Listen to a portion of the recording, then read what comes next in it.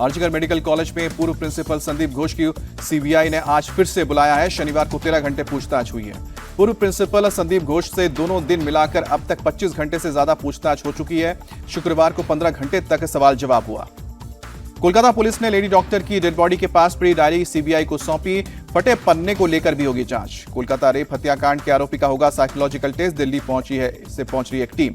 RG Kar medical college में तोड़फोड़ का मामला, पुलिस ने 7 लोगों को पूछताछ के लिए तलब किया। आरजीकर मेडिकल कॉलेज के छात्र आज भी निकालेंगे विरोध जुलूस।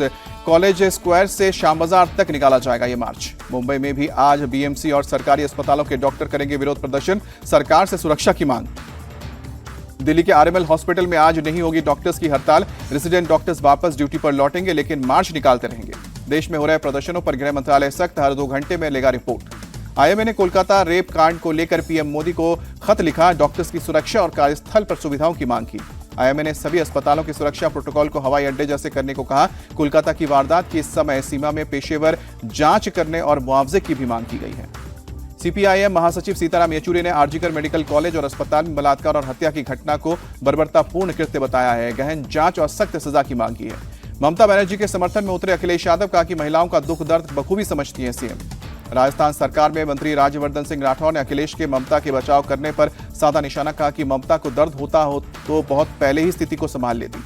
रेप मर्डर कांड पर बोली मायावती, कहा कि घटना से पूरा देश आक्रोशित है, लेकिन टीएमसी इसे राजनीतिक रंग देने में लगी है। कोलकाता में रेप मर्डर केस को लेकर टीएमसी में गुटबाजी शुरू। कुणाल घोष ने कहा कि अभिषेक बनर्जी मामले को लीड कर रहे हैं। टीएमसी नेता कुणाल घोष ने गलतियां सुधारने की बात भी कही, कहा कि सही कदम उठाकर साजिश को तोड़ना होगा। फिराद हकीम का कुणाल घोष पर पलटवार, कहा कि ममता बनर्जी से कोई गलती नहीं हो सकती।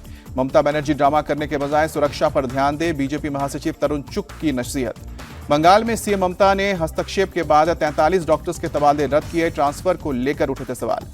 वर्क प्लेसेस पर महिलाओं के सुरक्षा के लिए बंगाल सरकार का फैसला, रात्रि साथी योजना लागू करेगी। महिला स्वयंसेवकों की होगी तैनाती।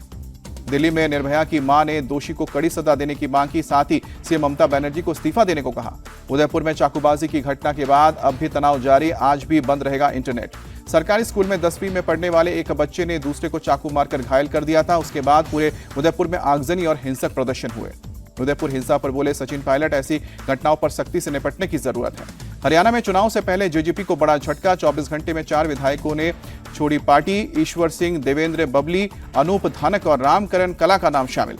हरियाणा से बीजेपी के जाने की उल्टी गिनती शुरू हो गई है। कांग्रेस सांसद रणदीप सुरजेवाला का बयान। हरियाणा के सीएम नायब सिंह सैनी का दावा कि तीसरी बार भी बनेगी बीजेपी की सरकार। दिल्ली में बीजेपी की बड़ी बैठक, पार्टी के सदस्यता अभियान पर चर्चा हुई। 1 सितंबर से शुरू होगा बीजेपी का राष्ट्रीय सदस्यता अभियान। संबित पात्रा बोले 10 करोड़ से ज्यादा सदस्य बनाने पर फोकस। पार्टी पदाधिकारियों की बैठक में बोले अमित शाह, कम सीट आने के बाद भी सत्ता में है बीजेपी, इसलिए चिंता ना करें।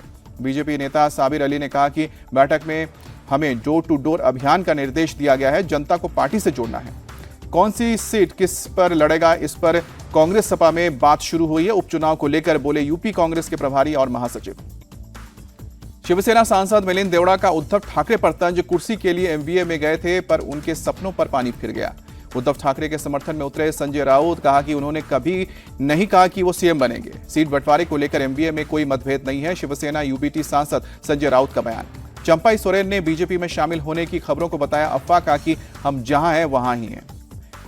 जम्मू कश्मीर में चुनाव से पहले गुलाम नबी आजाद को झटका। पूर्व मंत्री ताज मोइनुद्दीन ने छोड़ी डीपीएपी। जम्मू में तीसरे चरण में होगा चुनाव। उपायुक्त सचिन कुमार बोले कि सुरक्षा के पुख्ता इंतजाम, निष्पक्ष चुनाव कराएंगे। जम्मू कश्मीर और हरियाणा विधानसभा चुनाव की तारीखों की घोषणा पर गौरव गोगोई ने कहा कि जो नेता एक देश एक चुनाव चाहते हैं, वो 4 राज्यों का चुनाव एक साथ क्यों नहीं करा सकते। गौरव गोगोई ने निशाना साधते हुए कहा कि आप पूरे देश में एक देश एक चुनाव का प्रचार करते हैं, लेकिन जब चुनाव आता है तो खुद ही सुविधा देखते हुए लोकसभा में 7 चरण डाल देते हैं।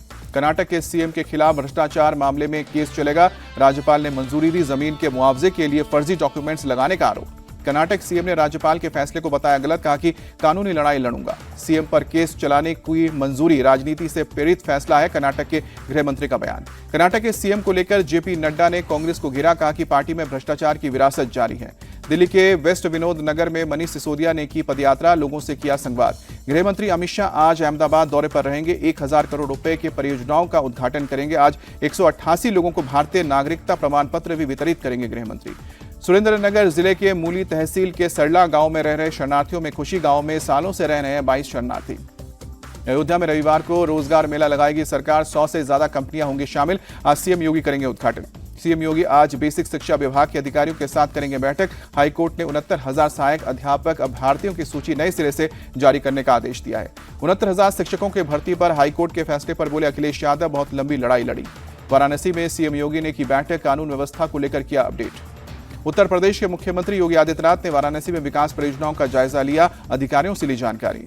वाराणसी में मुख्यमंत्री योगी ने श्री राम लक्ष्मी नारायण मारवाड़ी हिंदू अस्पताल में डायलिसिस विभाग का उद्घाटन किया। मरीजों से मिलकर जाना स्वास्थ्य का हाल। रक्षा मंत्री राजनाथ सिंह आज चेन्नई में समुद्री बचाव समन्वय केंद्र भवन का करेंगे उद्घाटन। भारतीय कोस्ट गार्ड के कार्यक्रम में शामिल होंगे। विश्व संघर्षों, तनावों और दबावों से जूझ रहा है। ग्लोबल साउथ समिट में बोले विदेश मंत्री एस जयशंकर। 22 अगस्त को वक्फ बोर्ड बिल पर बनी जेपीसी की पहली बैठक। अल्पसंख्यक और कानून मंत्रालय के सदस्य देंगे जानकारी। मंकी पॉक्स को लेकर केंद्रीय स्वास्थ्य मंत्री जेपी नड्डा ने की समीक्षा बैठक। कहा कि भारत में मंकी पॉक्स का कोई मामला सामने नहीं आया है। यूसीसी के खिलाफ all India Muslim personal law board ने जारी किया है लेटर। कहा कि यूनिफॉर्म और सेक्युलर सिविल कोड की ना जरूरत है और ना ही स्वीकार है। हरियाणा के सीएम नायब सिंह सैनी ने एक दुकान पर चाय बनाकर लोगों के साथ चाय पी। हांसी से चंडीगढ़ आते हुए रास्ते में रुके थे सीएम। लाडली बहना योजना पर बोले महाराष्ट्र के सीएम शिंदे। कहा कि बहनों को पैसा मिलना शुरू हो गया है, अब तक 1.5 करोड़ फॉर्म मिले हैं। एमपी के भिंड में मदरसों का फर्जीवाड़ा आया सामने। सरकारी मदद लेने के लिए हिंदू बच्चों के नाम भी दर्ज कराएं। बिहार में निर्माणाधीन पुल का एक हिस्सा ढहा। अगवानी सुल्तानगंज पुल का एक पिलर गिरा। बिहार में पुल गिरने पर सियासत। तेजस्वी यादव बोले कि नीतीश राज में लगातार गिर रहे हैं ब्रिज। पुल गिरने के पीछे कोई राजनीतिक षड्यंत्र तो नहीं है, केंद्रीय मंत्री जीतन राम मांझी का बयान। दिल्ली कोचिंग में 3 छात्रों की मौत का मामला। बिल्डिंग के सहमालिक की बेल पर फैसला सुरक्षित रखा गया है। दिल्ली में सीवर ओवरफ्लो होने पर भड़की मंत्री आतिशी। लापरवाह अधिकारियों पर एक्शन लेने को कहा। यूपी के संबल में जल जीवन मिशन योजना की किताबों को खुले में छोड़ने का मामला। जल निगम के असिस्टेंट इंजीनियर के ओर से दर्ज होगा केस। नासिक और संभाजीनगर हिंसा पर बोले शरद पवार। बांग्लादेश हिंसा की प्रतिक्रिया भारत में होना दुर्भाग्यपूर्ण। एमपी के सीहोर में कृषि मंत्री शिवराज सिंह चौहान ने बंधवाई राखी। कहा कि प्रेम और विश्वास का ये बंधन अटूट है। राजगढ़ में नायब तहसीलदार को रेत माफियाओं ने की कुचलने की कोशिश। ट्रैक्टर ट्रॉली का पीछा करने गए नायब तहसीलदार को चालक ने फोन कर धमकाया। पुलिस ने 3 आरोपियों के खिलाफ दर्ज किया केस। पूरे मामले में जांच जारी। रेत से भरी ट्रैक्टर ट्रॉली पकड़ने गए थे नायब तहसीलदार। नोएडा के डीएलएफ मॉल में पुलिस ने किया मॉक ड्रिल। फायर सर्विस और डॉग स्क्वाड टीम ने लिया हिस्सा। बिहार के मुजफ्फरपुर में बच्ची से दरिंदगी का मामला। आरोपी संजय यादव की संपत्ति कुर्क की गई। पुलिस ने आरोपी संजय यादव के घर की खिड़कियों और दरवाजों को भी उखाड़ा। कोर्ट के आदेश पर कार्रवाई हुई। मुंबई में चर्चगेट से विराट जाने वाली फास्ट एसी लोकल ट्रेन में हंगामा। नॉन एसी टिकट खरीदे यात्रियों ने टीटीई से हाथापाई की। नासिक में शुक्रवार को हुई हिंसा का एक और वीडियो आया सामने। भीड़ का फायदा उठाकर हिंसा भड़काते दिखे अराजक तत्व। दिल्ली एनसीआर के कई हिस्सों में शनिवार शाम हुई झमाझम बारिश। गर्मी और उमस से मिली राहत।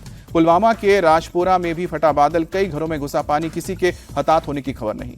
हिमाचल के डिप्टी सीएम मुकेश अग्निहोत्री ने शहनहर सिंचाई परियोजना के क्षतिग्रस्त हिस्से का निरीक्षण किया। पेरिस से भारत लौटी रेसलर विनेश फोगाट देर रात चरखी दादरी अपने गांव पहुंची। मंदिर में टेका मत्था। गांव में भव्य स्वागत। विनेश फोगाट का हरियाणा के झज्जर पहुंचने पर जोरदार स्वागत हुआ। लोगों ने विनेश फोगाट को पहनाई पगड़ी। भारत वापस लौटने के बाद बोली विनेश फोगाट, कल तक खुद को कोस रही थी, लेकिन आज लोगों का प्यार देखकर लग रहा है कि भगवान ने कितना भाग्यशाली बनाया। मैं हमेशा लोगों की आभारी रहूंगी। भारत लौटने पर प्यार को देखकर भावुक हुई विनेश फोगाट। एयरपोर्ट के बाहर का माहौल को देखकर साक्षी मलिक के गले लगकर फूट फूट कर रोई। विनेश फोगाट का एयरपोर्ट पर स्वागत करने पहुंचे पहलवान बजरंग पुनिया खुद विवादों में फंसे। जीप के बोनट पर तिरंगे के स्टिकर पर पैर रखने का वीडियो वायरल हुआ। सोशल मीडिया पर लोगों ने देश का अपमान करने का आरोप लगाया। आईपीएल 2025 में बतौर अनकैप्ड प्लेयर एमएस धोनी को रिटेन कर सकती सीएसके। कम से कम 5 साल पहले रिटायर्ड हो चुके हैं खिलाड़ी को अनकैप्ड की कैटेगरी में रखा जा सकता है।